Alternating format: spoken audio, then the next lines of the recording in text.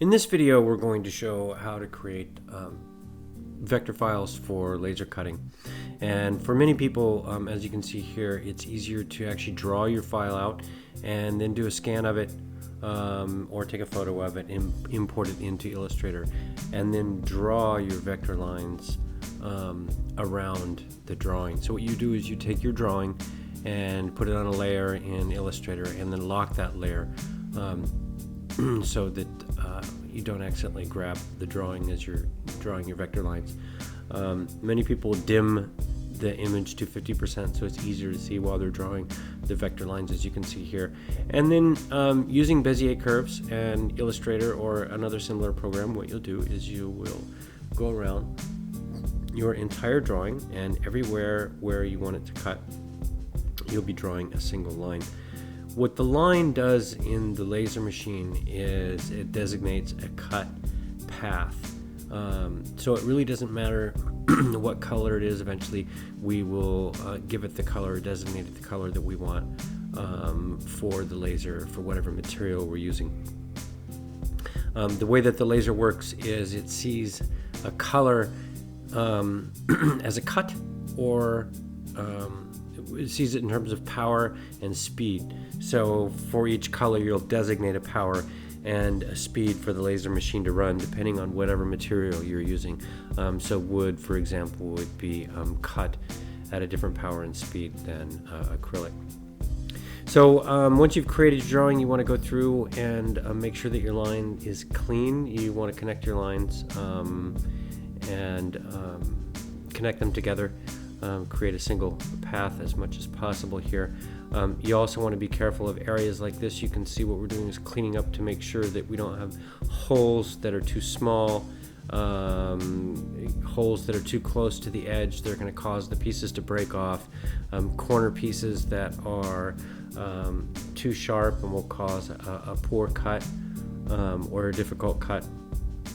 And then we prepare the entire thing for laser cutting like that.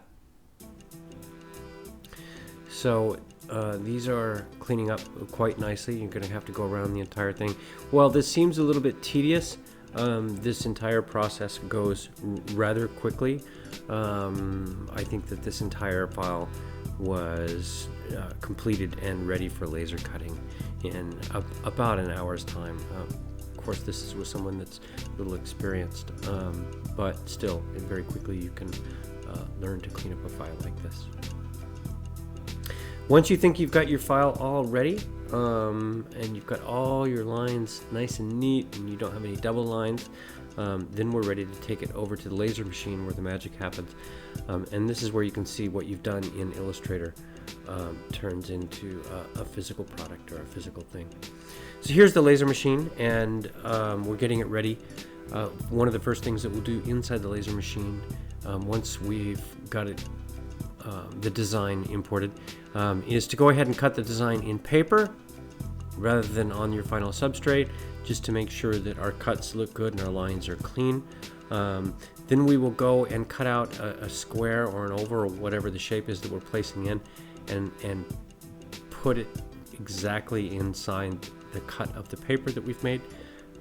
So it's like having a register for silk screening or for printing. So what we're really doing is creating a register for the final thing to be cut, if in fact the design needs to be matched.